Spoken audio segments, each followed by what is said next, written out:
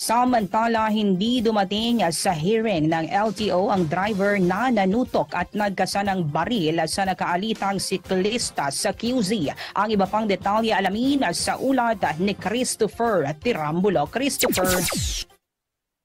Hindi sumipot sa hearing ng Land Transportation Office kahapon ang dismissed police at driver sa Quezon City Road Rage viral video na si Wilfredo Gonzales na nagkasa at nanutok ng baril sa isang siklista. Ayon sa LTO, sa halip ang kanyang anak ang dumalo sa pagdinig at isinuko ang driver's license ng kanyang ama. Tumanggi magpaliwanag ang anak kung bakit hindi sumipot ang kanyang ama sa LTO hearing. Dumating naman ang dating may-ari ng kotse sa LTO para magpaliwanag.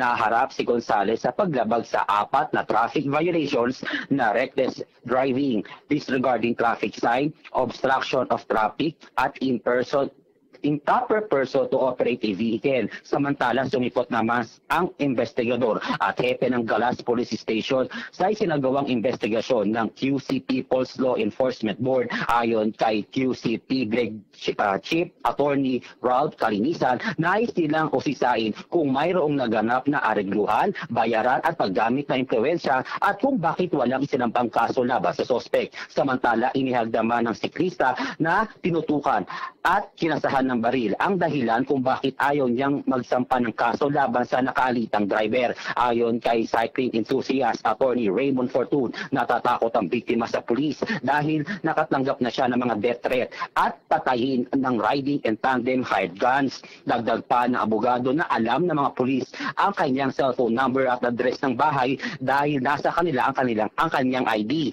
Ito ang pagsisiwalat ng biktima sa kabila ng unang pahayag na walang naganap na pananakot at pagbabayad sa nagasgasang sasakyan ng sospek. Bagay na kinontra ng abogado at sinabing nagbayad pa ang biktima ng 500 piso para sa pinsala sa kotse ng sospek. Christopher Tirambulo, Newsline.